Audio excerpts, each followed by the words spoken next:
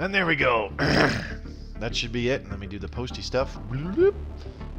That's the Twitter. Log out. F off. Close that. Post on Discord. Wham bam. Thank you, man. We're all done. Boom. Alright. How's everybody doing tonight? Mobius Y here on Stellaris Console Edition. Time I'm recording this. Thursday, June 25th. Today's the big day. So happy it's finally come around. Hasn't actually been that long, but it does feel like forever a little bit, I suppose. Today, we got Humanoids and Apocalypse, and it's awesome. It's nothing short of absolutely awesome. So tonight's stream is not going to be anything in-game too much, like we're not really playing the game a heck of a lot. Hang on, let me get my phone so I can follow along in Twitch chat with the app. I forgot about it. We're going to be like taking a look at most, if not all, of the new stuff that came with the 2 DLCs. So most of the upfront new stuff. We're not going to be able to sit in the game and, you know, trigger a great con arriving and uniting the Marauders or anything like that. I don't expect that to happen in the short time that I will have to stream. So we're largely just going to be looking at the upfront changes that you can see almost immediately when you get the DLCs installed and activated. So, hang on a second. Just make sure everything's working. Yep, we're good. All right. How's everybody doing? Okay, so first thing I want to go over, we're gonna do a rare thing and load my saved files for my pre-made empire that I used to make videos. I'm sure those of you who watch this on YouTube and will be watching on YouTube in the future will recognize the empire and all that jazz. So the first thing I want to take a look at that's new, we got some new music tracks, and this is the one that is most interesting for me. I'm just going to pick one of the new ones. There you are. So 3 of them are from Humanoids. We've got In Memory of Mercedes Romero, Luminous Flux. I just call this one Luminous Flux for short. It's basically a redo of In Memory of Mercedes Romero. Almost identical theme, just done differently. Then we have the Imperial Fleet, Second Coming. It's basically the Imperial Fleet, just done differently. And then we have Towards Utopia, Nova Flare. I call this one Nova Flare for short. It's Towards Utopia, done differently. So they're basically remixes of previous songs. They're really well done. I like them. They add additional flavor. And some of these remixes, I think, are better than the originals. Then the ones from Apocalypse, we have Then Comes Light, which is really, really good, and I used it in the video that I put up today.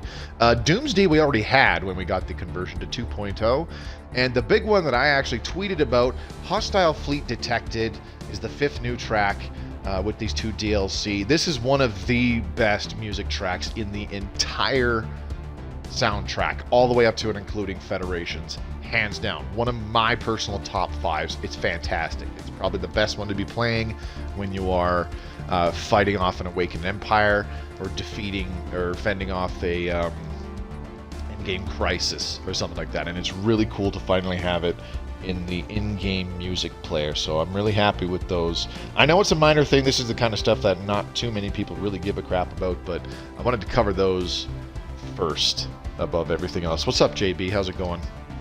We're going to go back to the main menu. Let's go ahead and take a look at more of the cosmetic stuff. So this will be covering mostly what Humanoids brings to the table, as Humanoids is pretty much a 100% cosmetic thing. Pack. DLC, that's the word I'm looking for. So before we get too much into this, it's already been about 5 minutes. Those of you watching this on YouTube, if you would like to see more Stellaris Console Edition content, please, please, please subscribe to the channel. Ring the bell icon so you're notified when I upload new content, when I upload new videos, which is normally at least once per week, since I do try to stream Stellaris Console at least once per week. So you can see me playing it, I also upload mechanics videos and, you know, strategy guides, that kind of stuff.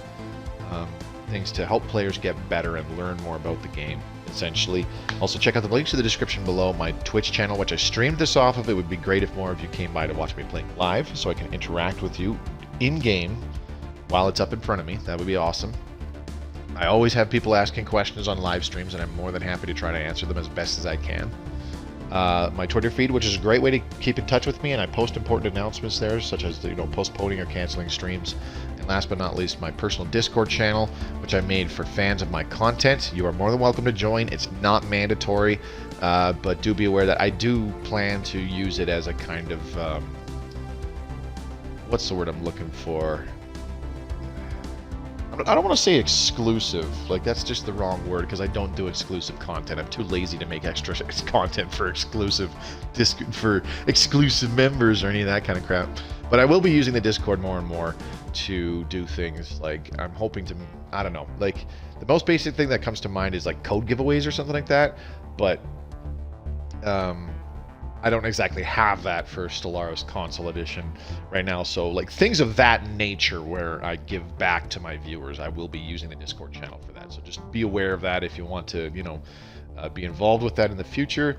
Please join the Discord channel, and it's also a great way to communicate with other Stellaris Console Edition players.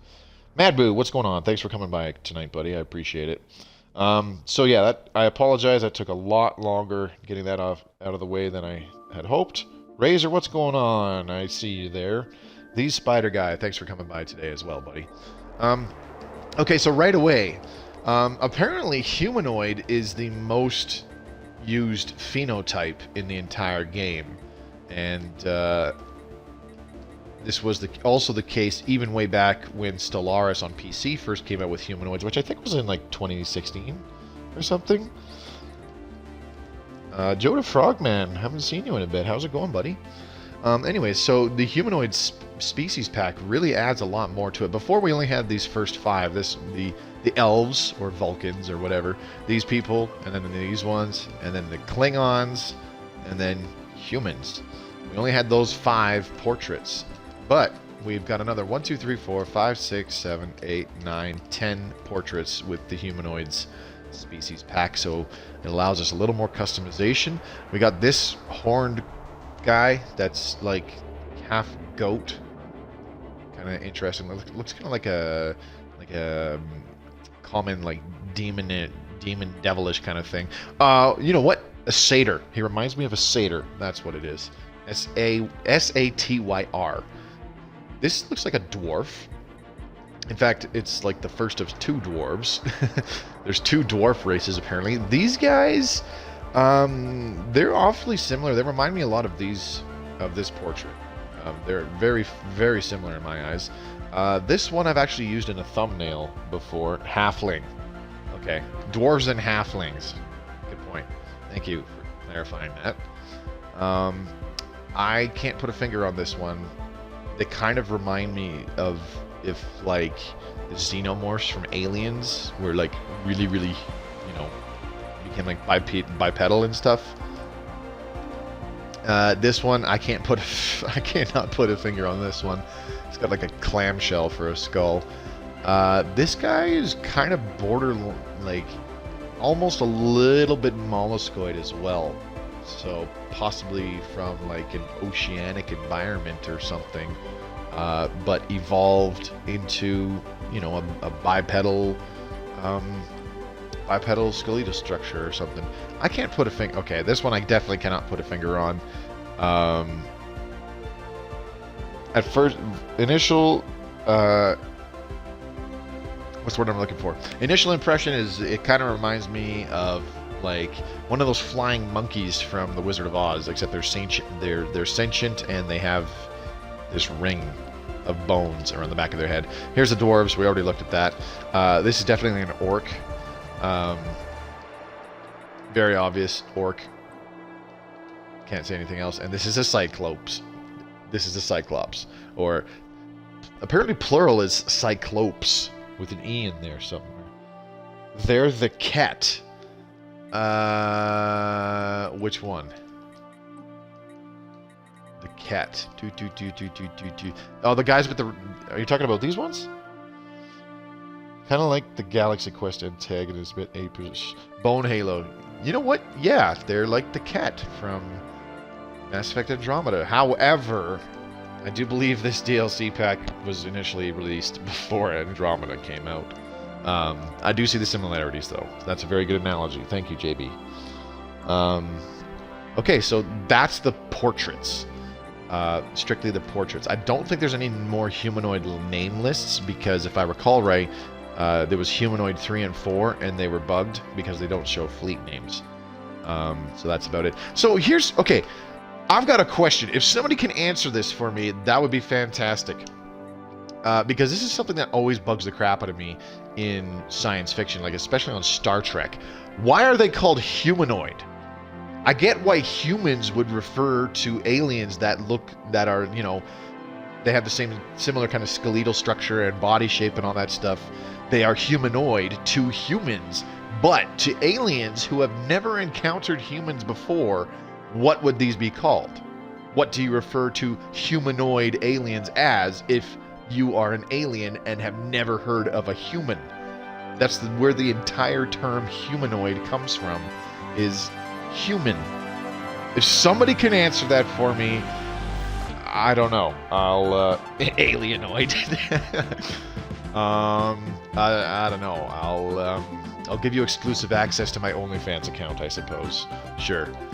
I'll send you additional titty pics on my OnlyFans. Another thing too, I do believe, yep, we do have a city backdrop, a humanoid city backdrop, which is also very nice. So like everything before, like the default options, if you were picking humanoid stuff, was you would have a mammalian city and mammalian ship type, but now there's an actual humanoid city, and as I mentioned, humanoid ships, and they look really cool. We'll start a new game to get a look at some of the really basic designs, like the construction ship, the corvettes, starbase, and stuff like that. We won't spend too much time in the game, I don't think, taking a look at it, because it'll just take forever. We've also got some new advisor voices, which I do believe is from the Humanoids pack. So we've got the diplomat. Nothing is impossible to those who would try. Knowledge, discovery, compassion, integrity, and hot tea. I agree with the hot tea part. And then we've also got, so that's the diplomat. Then we've got the soldier. This is the Hull one. Integrity failing, decompression imminent. It's been an honor. That's the line I was looking for. You hear that one in the trailers. Masses must be led down the path of reason. I really like the technocrat one. I don't think I would use it over like authoritarian or xenophobe, though. I agree, JB. Out of the new ones, it's my favorite. But I don't think I would use it over some of the other ones, because I really like the authoritarian one, and I just like the xenophobe one because of Scum. that line alone. I really need to record that and have it as like a sound file so I can use it whenever I need to in future videos. And mammal, reptile, those are just English terms. Yeah, but to be fair, because it's English, the English translation, I think in their language it would probably be different. Don't threaten us. I mean, yeah, that makes sense. Like that does make sense. Mad Boo, I get that. 100% get that. I don't know. There's still just something about it that just always kind of bugs me. Like, I get why it is done in entertainment, because like the viewers, the customers, or the viewers, or whoever, if it's like, you know, television or a movie or some such, they have to understand what the conversation is about. You can't just throw in random words in there in an alien language that people have never heard of, and throw in the meanings of human in this alien language and then just instantly expect people to get it and understand it. No, people will just wind up being confused, and they'll probably dislike the video game, TV show, movie, because they're like, it made no sense. They were speaking in a weird language and it was just fucking gibberish, blah, blah, blah. 100% get that. It's just something that I'm overthinking, because it's like, yeah, what? Stop making me use think. No, not happening, Joe. Sorry. You know me by now, dude. My content, like considering this game, for one, you have to use your think, but also my content, I try to encourage people to actually use their damn brains and, you know, learn stuff as well as figure things out for themselves. So we're going to use this appearance really quickly. Species name. Well, clearly these are the go-to waifu of choice, right? So we're going to be the waifus.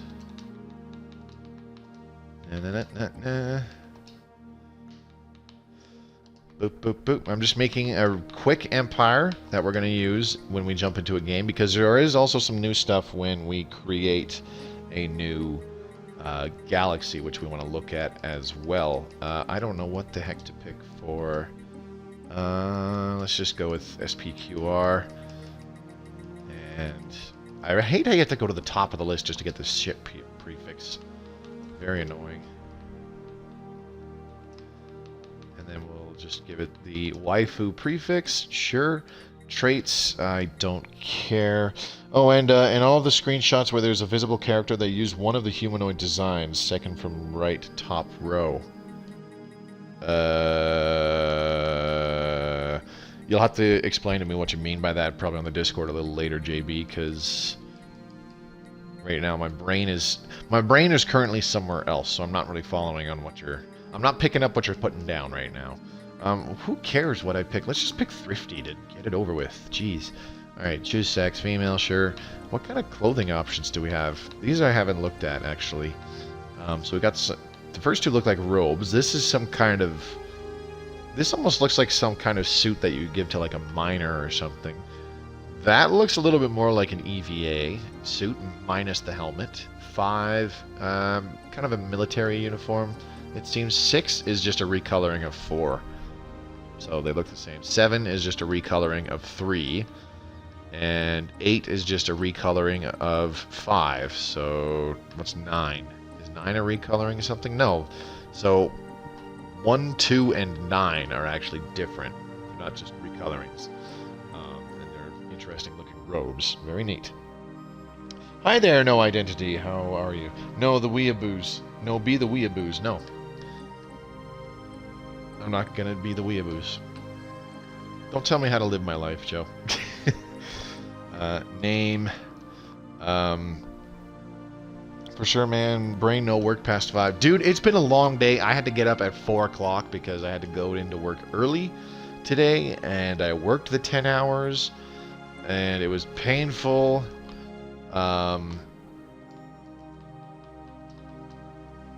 Yeah, like on the ride home, I was falling asleep in my buddy's car. On the way home, like that's how freaking worn out I was. So yeah, it's been a long day. Very little sleep last night because I had to get up super early. I don't know. Whoa, hold on. Okay, so interesting. Changing the color variants also changes the hairstyle for this one. I'm not sure. I don't know if that is a common thing throughout all of it, but looks like all the hairstyles are largely the same, and it's just a changing of the skin tone. So we'll pick something that looks... This looks just ridiculous.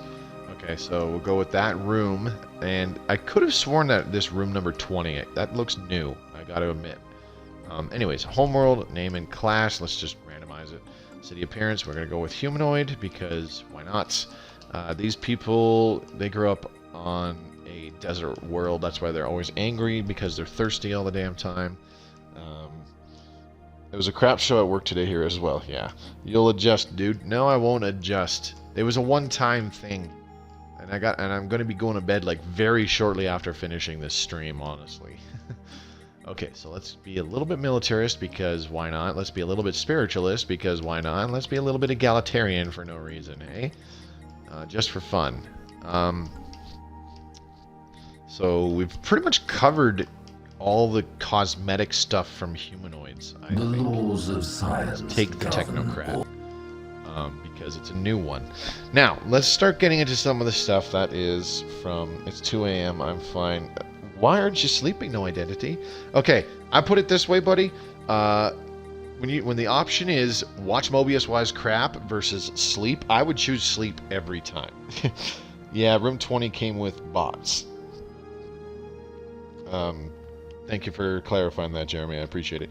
I mean the different, more physical role. Oh, you mean like the actual like work aspect? That's not so bad. I'm fine in that aspect.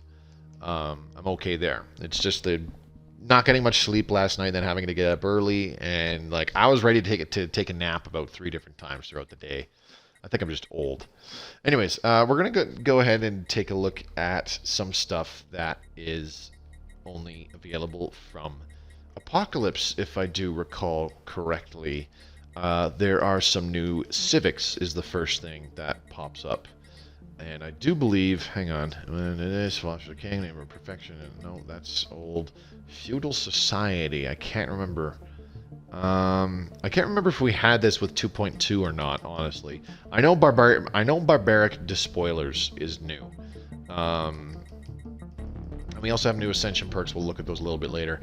Post-Apocalyptic is definitely new, and Life-Seated is definitely new. And I do believe it's just, I think it's just those 3. Life-Seated, yes. I just can't remember if Feudal Realms is... I thought it was only the 3, but it might be the 4. Whatever, we'll take a look at Feudal Realms anyway. So, Life-Seated. This society has evolved into paradise possibly designed just for them. So this is very similar to Syncretic Evolution, Mechanist, those other kind of starter civics that, for the most part, I usually don't like.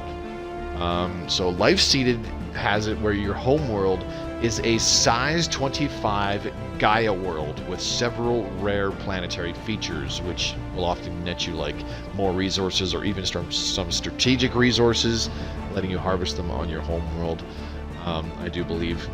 But it's the biggest size world, and it's a Gaia world, so it's 100% habitability for every organic, right? Cough, Angara, cough. I already slept for 5 hours, stand just an hour or 2. Oh, okay. Well, that's about all I'm going to be streaming for, buddy, so I appreciate that. Habitability preference is set to Gaia world preference, making other types of planets undesirable. So your preference is Gaia world. It actually makes it very difficult in the early game to expand by colonizing new worlds, because every other type of habitable world has a pretty low habitability rating. You might not be able to colonize on some other worlds flat out because they have too low habitability, or if you are able to colonize other worlds, like on a continental world or an arid world or a alpine world, it'll have a low habitability and will affect things like, I do believe, like pop happiness and just overall production and that kind of stuff. So you can't have Mechanist, Syncretic Evolution, or Post-Apocalyptic with this civic, because those are all other starter civics. And this is one of the ones that will eventually turn over into an Origin, if and when we do get like Origins in the future. Which I really hope so, because these civics, they always kind of bother me because they lock you out of picking a third super useful civic down the road. Civics that do not fulfill all of their requirements, blah blah blah, doesn't matter. That stuff doesn't matter. Okay, next one is Post-Apocalyptic. This one is just like Life-Seated. Yeah, I ran Life-Seated today, and it took 7 hours to win with Galactic Domination. That's a while. On the plus side, with Life-Seated, your starting world can be extremely powerful by itself. You don't have to be in a huge rush to go out and colonize, because your starting world is so big you can build those 25 districts and give yourself a lot of housing with lots of city districts and stuff. Like you can essentially turn it into a world that is just cranking out useful resources for you quite well. And with that 100% habitability, that's always nice too. So next up, Post-Apocalyptic. Again, this is in Apocalypse, not Humanoids, so just reminding you of that. Baptized by nuclear fire, this society has faced total annihilation and survived. Devastated yet unbroken, they have rebuilt civilization from the ashes of the old world. So this would be like planet Earth if we nuked each other back in the 70s or whatever. This would be our civic pick. So what this does is your home world, your capital world, starts as a tomb world. Your species gains the survivor trait, which grants plus 70% Tomb World habitability, so you have really good habitability on Tomb Worlds, and your leaders have plus 10 years to their lifespan. Yeah, I didn't get new planets till 100 years, and that sounds about right there, Jeremy. I mean, it depends. You'd get it faster, obviously, if you had faster tradition and tech costs, like if they were lowered. But I think that sounds about right for a somewhat average game. Requirements: you can't have Mechanist, Agrarian Ideal, Syncretic Evolution, or Life-Seeded.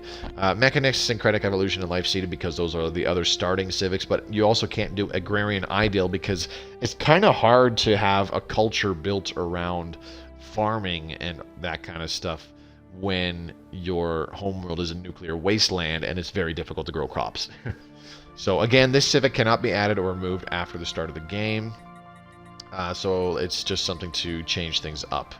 Barbaric Despoilers. This society holds few things sacred. To fight is to live, and the strongest may seize whatever they covet. So this is one that the community ambassadors using the Stellaris Twitter said I should play for our next stream game.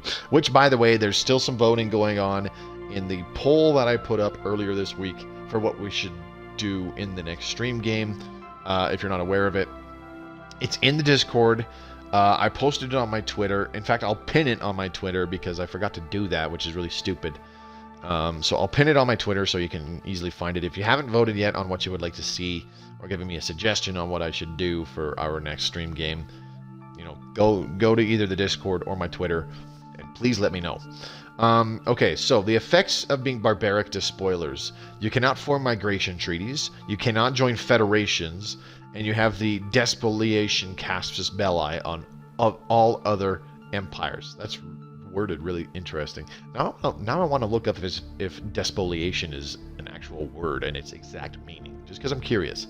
Unlocks the raiding bombardment stance, which in turn allows us to abduct pops from besieged planets and resettle them to our own worlds. So if you recall, Chrono, what's going on, buddy? Thanks for coming. If you recall, you can set your fleets to different bombardment stances where they have a higher likelihood of like killing pops or damaging buildings when they're bombing the planet. But they'll usually do like more damage to the garrisoned armies there, for example. Taking barbaric despoilers gives you the raiding bombardment stance as well, which it does exactly as it says. You abduct pops from the planets you are bombing or raiding in this case, excuse me, and you can resettle them to your own planets. It's really cheap and it's a really cheap and scummy way to increase the pops, the amount of pops on your planets, but it can be oh so fun. This also gives you decreased opinion for most other empires. So you have to be either militarist or fanatic militarist to take this. You also have to be either authoritarian or xenophobic to some degree in order to take this. So if we were to take this right now, I would have to get rid of egalitarian. Ooh, dang it. I would have to get rid of... Where'd it go? There it is.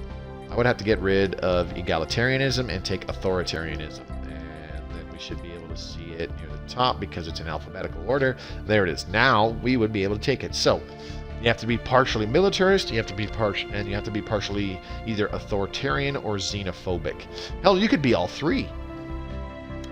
You can't be xenophilic, and you cannot be fanatic purifiers, because that's a different type of culture. You're not trying to abduct pops in that instance. You are trying to purge the filthy xeno scum if you are a fanatic purifier. So it's very different. And you obviously can't be xenophilic because you are abducting people. So that's how that works. There actually is another way that we'll take a look at in-game to get the raiding bombardment stats.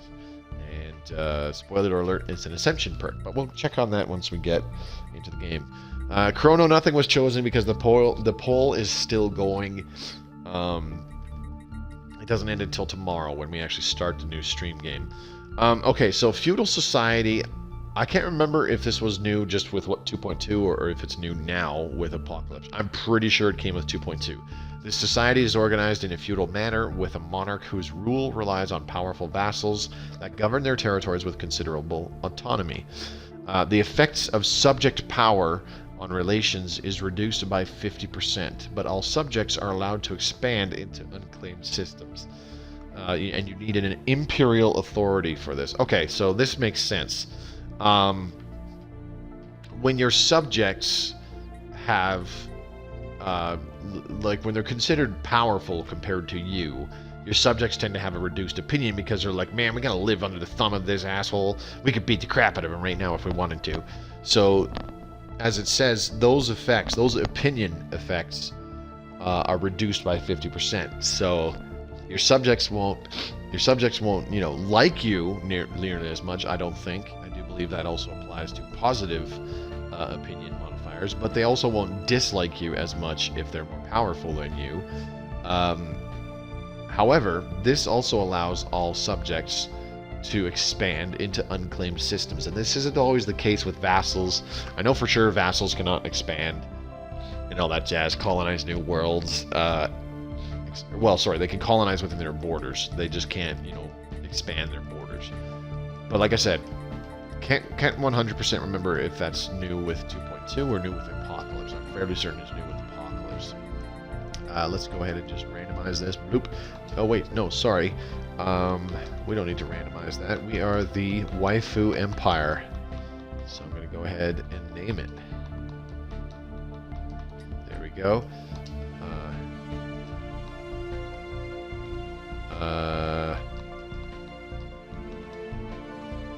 Yeah, sure, that'll work.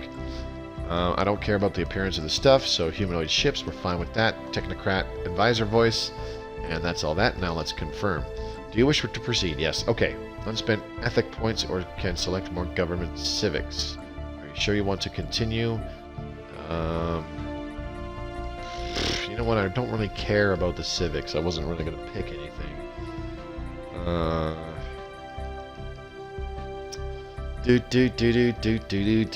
Sure, whatever, because we can. And then let's just go ahead and pick that, because, yeah. Alright, cool. Let's do that. Okay, so we actually have some new options in creating a new galaxy now as well. And, well, I shouldn't say options. It's pretty much just the one. And I'm just going back through to make sure it is just the one. Okay, yeah. So another one of the new things with Apocalypse is we have these Marauder Empires. This controls the maximum number of Marauder Empires that are allowed to spawn in the galaxy. Marauder Empires are space-borne civilizations that spend most of their time fighting among themselves and raiding their neighbors. So if you are neighboring a Marauder Empire, they will raid you. And they're usually not a terribly huge threat.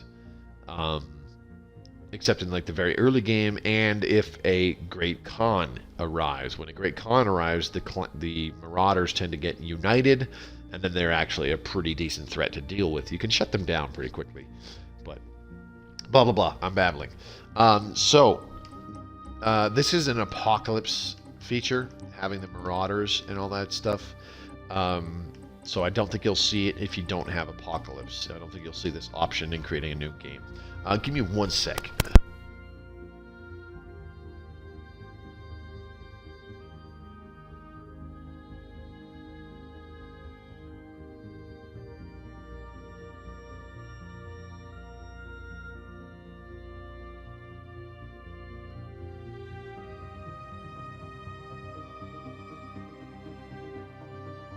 Ooh, sorry about that. I had a big sneeze and yeah.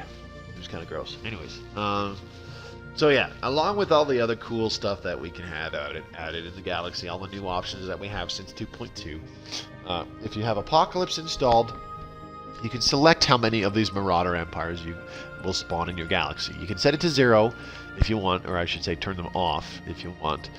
Let's do a small galaxy. We can only have 1 Marauder Empire. Alright, let's turn AI Empires down to 0. Hey, we can do that now. Dope. Advanced AI starts, Fallen Empires off. We'll turn that to 1. We'll turn AI Empires to 1. Tech Tradition cost, we'll keep that low. Primitive Civilizations, we'll drop that down to 1. Crisis Strength, crank that up. This is largely for later on in the future, so I don't have to change this up too much. Iron Man mode, I don't care, so I'll turn that off. This is interesting. Actually, I just realized that a small galaxy is now 200 stars instead of 150. Okay. I did not even notice when that changed because I never play on a small galaxy, so that's kind of cool. Alright, let's start up a game. We'll take a look at some of the visual stuff from Humanoids again. Oh, excuse me, one moment. Oh my gosh.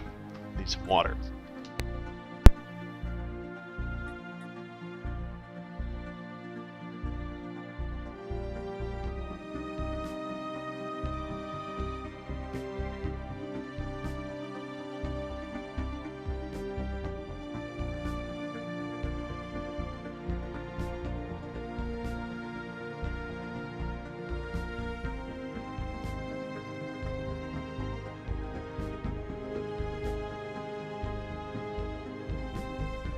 Yes, Razor, I turned off Iron Man because I don't plan to continue with this save file, like, ever again. In fact, I'll probably be deleting the Empire, too. Actually, I'm not even sure if that's fixed anymore. I should check that. I should just delete some Empires before I quit the game or before I shut the stream off or something like that, and then check them tomorrow. See if they're still there. That'll be interesting. Okay, it wasn't just portraits and all alike, but the ship designs also determines what our ships look like. So this is a humanoid mining station right here. I like the humanoid designs because they're very sleek, very familiar. They look a lot like a lot of, as it says, Western science fiction. Okay, so where's our construction ship?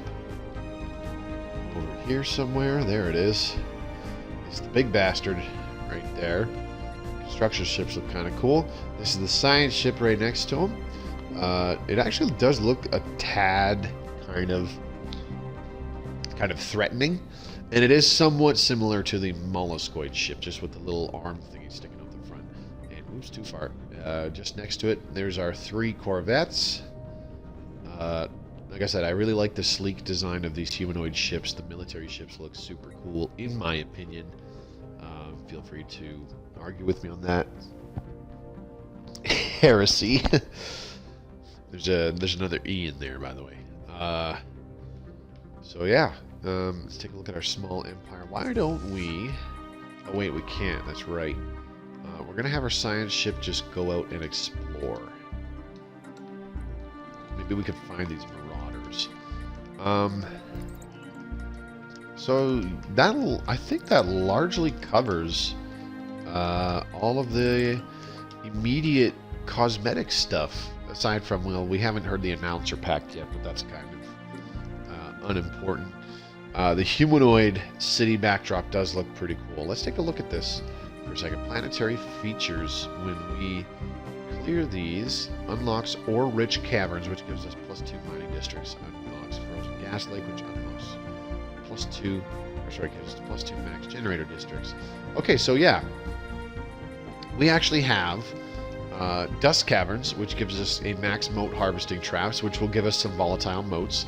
A bubbling swamp, which will give us allows us to build a gas extraction well, and a crystalline cavern, which gives us the opportunity to build a crystal mine. These are all buildings that generate strategic resources for us. So when you pick life seeded, I can't remember if it's a guarantee, but you know, you can check your planetary features, and you know, maybe your homeworld is giving you some strategic resources as well, which is kind of cool. It can really help you out with your economy. All right, so we got our first tradition, adaptability. Huh. So this is a different word. Interesting. Pop housing usage reduced by 10%. Adopting all adaptability traditions will unlock the planetary prospecting decision that allows us to prospect for an additional resource deposit once on our planets. In addition, we will unlock 1 ascension per slot. Okay. Habitability increased 10%. All our planets gain 1 free building slot. Resettlement cost reduced by 33%. Alright, dietary enrichment. Monthly food output increased by +10%. And survival of the fittest, orbital bombardment damage reduced by 25%, and defense army damage increased by 25%. Okay. I legit can't remember why we have the adaptability tree now. I feel kind of stupid. Oh well. Anyways. We have some new ascension perks as well. This is always cool. Consecrated Worlds, that's an old one. Very good. And I'm not talking about things like Executive Vigor or Shared Destiny or Transcendent Learning. No, I am talking about the new ones that came with Apocalypse specifically. We have 3, and I'm trying to find them all, as a matter of fact. Oh yeah, you know what? I bet we don't have access to one of them. So first up, Enigmatic Engineering. This gives us +2 sensor range, +4 ship hyperlane detection range. So this increases the range that you will detect enemy ships en route to your borders. It increases the sensor range by +2, so ships that are in a system will detect what's going on in systems up to 2 more jumps away.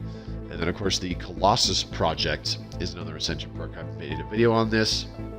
You need the Titans research project completed, and unlocking this is a requirement if you wish to build a planet-killing Colossus sometime down the road. It's a must. You have no choice. So if you intend to use a Colossus in your Apocalypse DLC playthrough, you need to plan for it ahead of time. Now, there is one more Ascension perk, which isn't here, and I'm pretty sure it's not here because I picked Barbaric Despoilers, but the Ascension perk is called Nihilistic Acquisition, which gives you the raiding bombardment stance. You don't have the Barbaric Despoilers civic pick, but you can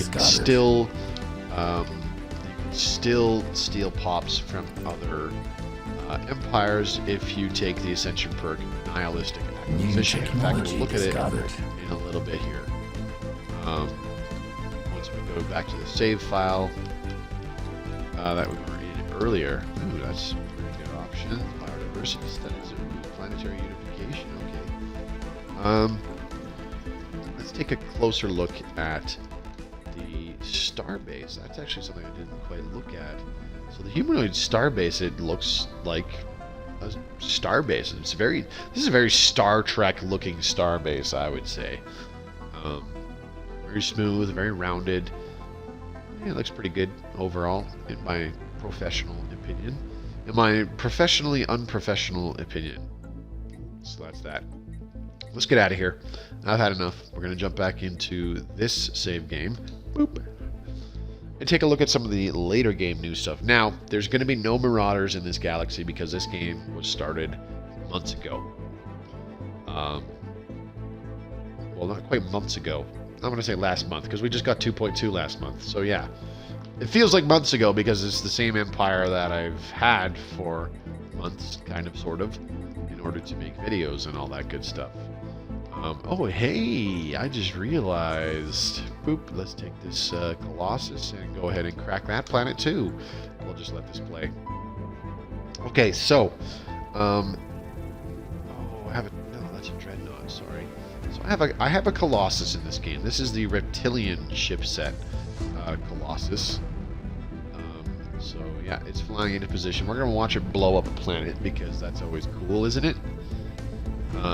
So this is actually right after I blew up the first planet in the video that I put today, going over the Colossus mechanics. My Colossus is now in position. It opens up a little bit, and it takes a while for it to charge the weapon. I do believe the in-game thing says it takes 60 days, which is 2 months, and then it takes 30 days or a month to actually fire the weapon and then complete what it's supposed to do. So if it's a neutron sweep, 2 months to charge, 1 month to fire and kill all the pops. So that's that. World Cracker, 2 months to charge, 1 month to fire and blow up the planet, etc., etc., etc. That, I do believe, is universal to all types of the Colossus, regardless of what their weapons are. There it goes. So now it's in the firing phase. It will be You see firing weapon 40%, 43%, 50, 46, blah blah blah. It's going up by 3% because it's a 30-day process. While it's firing and it's about to finish, boom, there it goes. End of the Kingdom of Kiran, because we just blew up all their planets. Now, fun fact, because we blew up these planets, their borders, the systems within our borders, because we blew up these planets, they actually have a decent mineral deposit now. For example, the one that we just blew up now has 8 minerals there, and the one that got blown up in the video has 12 minerals there. So yeah, there's going to be a video about that sometime in the future. Let's take a look at our Titans. I do like the Reptilian Titans. I think they look pretty sweet. So your Titan is just like your Colossus and several other things. We'll talk about the ion cannon in just a minute. Your Colossus can be accessed in the ship designer. I can change it from having a world cracker to a global pacifier, which turns the planet into a shielded world, or the neutron sweep, which kills all the pops on the planet. You can customize it to have different defenses. You know, if you want to give it more hit points, give it more crystal forged plating. Each one is going to give it, 1,110 hit points. So now this Colossus is actually a pretty tough nut to crack with its 36,660 hit points. If you get it fairly early, you can upgrade its hyperdrive as you get the more technologies. Its thrusters can be upgraded to help it move faster and reach its target sooner. The computer component does not change. This stays the same. And it's set to ignore tactics. The ship will ignore any attackers and carry on with its current task. So anytime you tell it to move somewhere or attack a planet, whatever, that's what it does. It takes no part in any space battles. And of course the power reactor doesn't really matter what you have this set as, I can't set it to show obsolete, so that's unfortunate. What's the button for show obsolete anyways? I thought it was Y.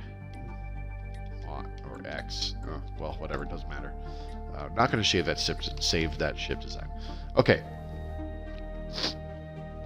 So Titans. They're the same as any other ship. You unlock them, you can access them in ship design, just tailor them however you see fit. So let's throw in a 0-point reactor, jump drive, impulse thrusters, tachyon sensors. Now, the only combat computer you can put on your Titan is artillery type, which increases its fire rate and its weapons range, and it will attempt to stay at range of the enemies at a range of about 80, which is the range of most large-size long-range weapons. In fact, I think that's one of the shortest ranges, if not the shortest range. So yeah, equip it with a combat computer as you see fit. Now, an extra thing that Titans come with is they have auras, very similar to the old, military stations.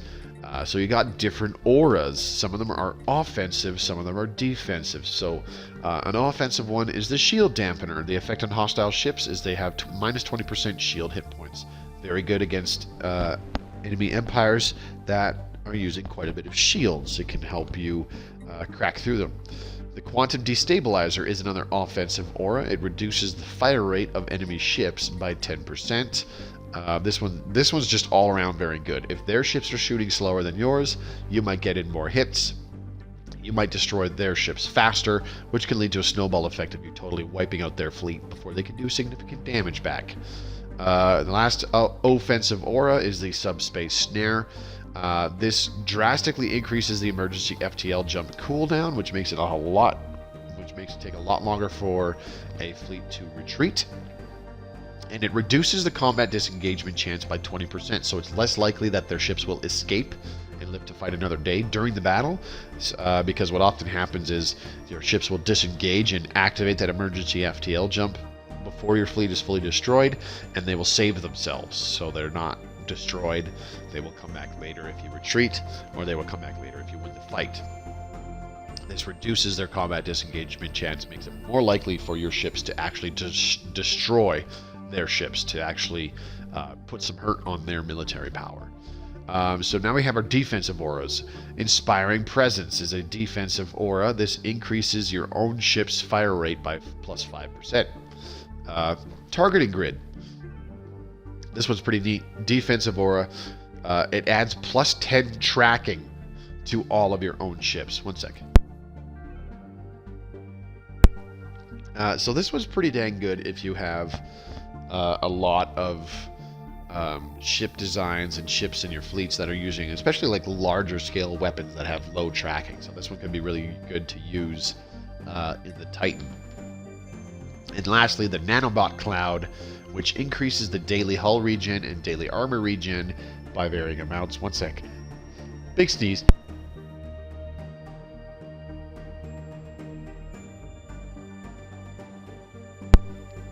Ugh, I am terribly sorry. It's sweltering in my house right now, and that's why my head is going like, oh my god, it's like you're sick. You feel so hot. Ugh. I hate being me sometimes. Anyways, so the daily hull regen of your friendly fleets, your friendly ships, is increased by +1, so their hulls will regenerate a little bit every day. This helps them self-repair, especially after a battle. And then the daily armor regen is +3, so the armor regenerates quite a bit better. This can help to keep your ships alive, but more importantly, it really helps them. Like, if you don't want to bring them all the way back to your spaceport and repair them, because they aren't on a long-term expedition out and about in the galaxy, and they're going to be constantly battling, or I shouldn't say constantly, but they're going to be getting into battle after battle. You can use a Titan with a Nanobot Cloud to help them repair themselves so that they can be ready to get back into the next fight at full strength. So those are the auras on Titans, which are pretty cool. Now, designing your Titan, you have no choice on the different Titan segments. You have the Titan bow, Titan core, and Titan stern. So the bow has the Titan type weapon, the T-size weapon called the Perdition Beam. This is essentially a super big-ass laser cannon that goes bang, you're dead. As you can see, it has massive range. Its range is 250. And it blasts from really far away, and the damage is from 5,000 to 10,000. So the whole point behind the Perdition Beam is it's supposed to go zap and something dies when it shoots. It has a pretty long cooldown of almost 22 days, so it takes a while before it fires again. So with Titans, a really good thing to do is try to increase their fire rate. The Titan bow and Titan core both give you 6 large utility slots, or I should say defensive slots, for you to put in things like neutronium armor, or I should say armor, shields, hull plating, that kind of stuff. So customize its defenses as you see fit in these defensive slots. I'm just going to throw something together really silly. Now, the Titan core has 4 large weapon slots, so you can actually slap on 4 kinetic artillery if you so choose. That's just, it's 100% up to you. If you don't want to use ballistics, if you're going more energy, you can use like plasma cannons or neutron launchers or null void beams or gamma lasers, whatever. It's on you. It's 100% on you. Pick what you want and slap them on. Now the Titan's stern, it has no more defensive slots and instead has 3 auxiliary slots, so you can actually throw on 3 enigmatic encoders, which it says increases evasion 20%, but on a Titan it only increases it by not even 2%. Let's take a look at the lower left there. Evasion 8.2, now it's 9.8, now it's 11.4, now it's 13%. Whoop-de-doo. So you could do that. You could do auxiliary fire control on all 3 and increase the chance to hit with all of its weapons, so basically its accuracy, by 15%. You could throw on advanced afterburners 3 times and then give it plus 60% sublight speed if you so choose. Like, you could go kind of crazy with these auxiliary ones. The other thing you could do, a really good combination, would be 3 regenerative hull tissue, which gives the Titan +3 daily hull regen and +6 daily armor regen. And then for its aura, give it the Nanobot Cloud, which gives +1 hull regen and +3 armor regen to the entire fleet. And this totals out your Titan's regeneration capabilities to +4 hull regen every day and +9 armor regen every day, which can be pretty interesting. It is up to you. You can do as you'd like. Advanced reactor boosters, these just increase power. I don't think you'll ever need them once you get like 0-point power and stuff. Or you could throw on like 3 shield capacitors. If you're going extremely shield heavy, you could throw on 3 shield capacitors with lots of shield slots. So that's what designing a Titan is like. Remember that perdition beam can't be changed. So it's always a perdition beam and 6 large weapon slots. Titans are flagships. They are flagships. They're massive capital ships. They have a massive fuck you gun, basically. And their entire presence in the battle can sway things in your favor and be a hindrance to your enemies, which is pretty cool. Now, the ion cannon. This is a defensive platform. It's built at starbases as a defense platform. The interesting thing about it is, damn son, can you even breathe? Barely, Gooseman, just barely. The interesting thing about the ion cannon is it's not like other defense platforms where you slap on a bunch of different kinds of weapons and all that stuff. No, the ion cannon gets a perdition beam. So you can combine a few ion cannons with various other defense platform types in order to give a starbase very good defensive coverage. You know, you got some small weapons to deal with little ships, you got some larger weapons to deal with bigger ships, you got a mix of anti-shield and anti-armor, and then just for fun you have a few ion cannons built at a starbase to you know, blast enemy ships from across the map and destroy or severely damage enemy ships before they're even in range to retaliate. I'll show you how to build one of those in just a second. Let's go ahead and take a look at a bastion. We have too many there. Let's see, we have 23 platforms there. How about this one? This one has 12 out of 12. Well, shoot. I can't build any of them, can I?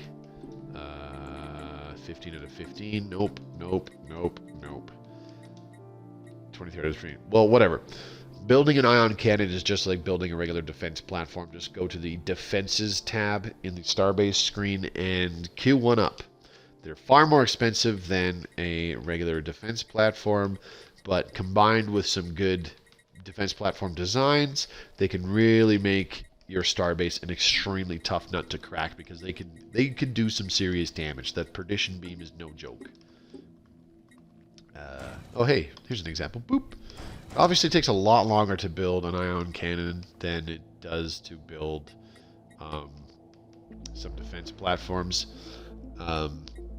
So do be aware of that.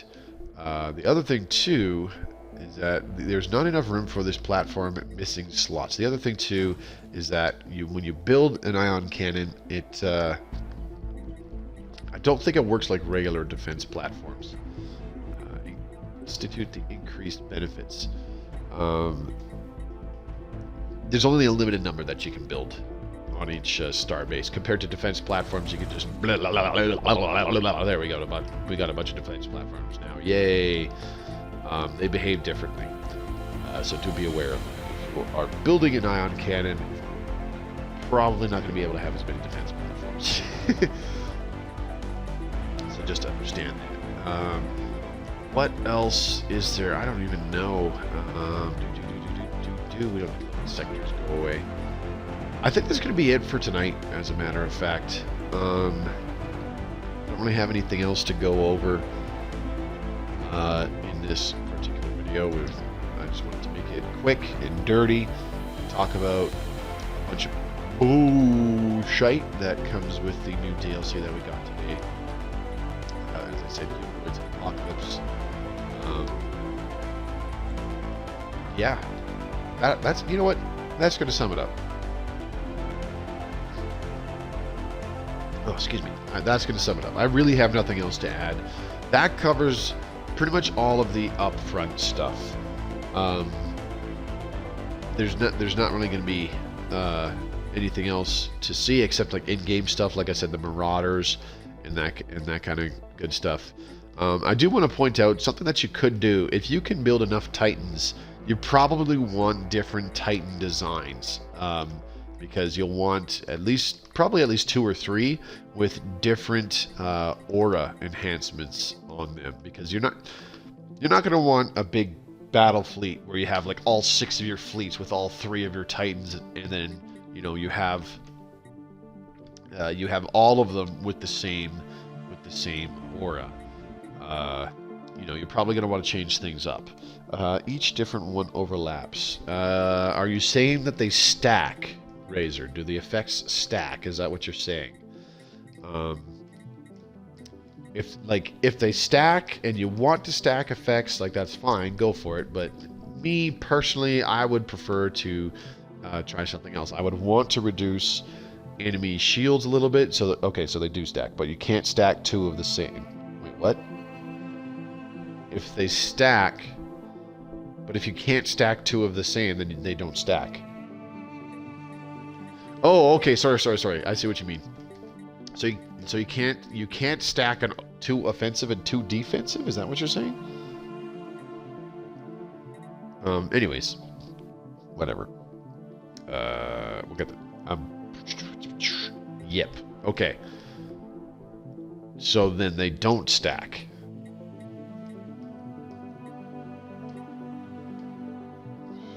Because the way, I'm picturing it in my head, all 6 overlap each other. See, the way I'm picturing it in my head is by stacking, I mean you have 3 Titans that have shield dampeners, and it reduces their no stacking. Sorry. Okay. Yeah, that's fine.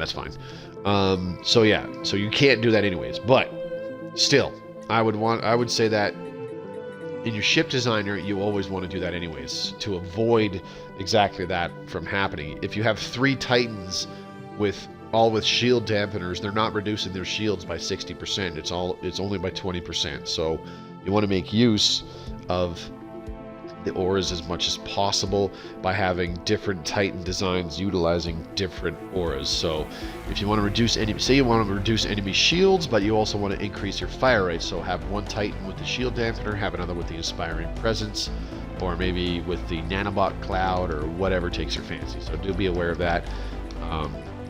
Pretty much a different Titan design for each different aura, just about. Of course, it depends on how many Titans you can field in your fleet as well. But yeah, I just wanted to point that out. So yeah, short stream tonight, which is fine. We covered everything that I wanted to. That's pretty much it. Tomorrow we'll start a brand new stream game.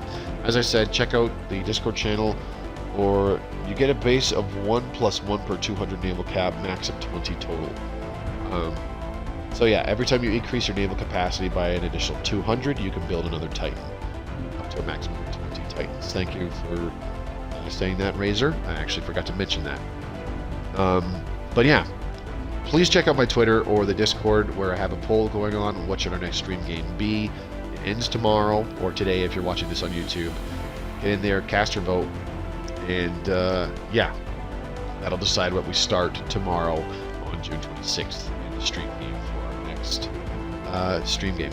Just do be aware that things will be getting busy for me here, especially at the start of July. I've got some more renos going on in my house, so there might be another kind of lull where I don't stream or don't upload for a bit. Just be aware of that. Well, that's a neat mechanic. Yeah, it actually is, JB. I knew about it prior, but I appreciate Razor reminding me. Big thank you, Razor.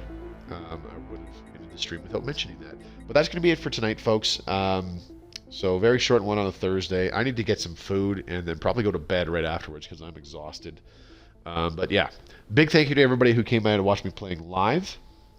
JB, Razor, of course, No Identity, Gooseman, Chrono, Jeremy Gaming, and several others who were there. Joe the Frogman, Mad Boo, and the Spider Guy as well. And those of you, even even if you weren't chatting, that's fine. I appreciate you folks coming by to check out my crap. Those of you watching this on YouTube, as I said, please subscribe to the channel for more Stellaris Console Edition content in the future. This stream was 100% unscripted, so I was kind of all over the place, and I do kind of apologize for that. I really should kind of come up with like a bit of a layout with these things so that I can stay on point and all that stuff and not forget anything. But yeah, as I said, if you're watching this on YouTube, check out the links in the description below. My Twitch channel, which I streamed this off of, so that more of you can come by and interact with me live while I am playing. My Twitter feed, which is a great way to keep in touch with me. And of course, the Discord channel that I mentioned, you can be a part of it. It's not mandatory, but I do plan to start making use of it. And it's a great way to converse with other viewers of my content. That's it for tonight. Have a great evening. We'll see you again tomorrow on Friday, June 26th, when we start our new stream game. This is Mobius signing off. Take care, everybody.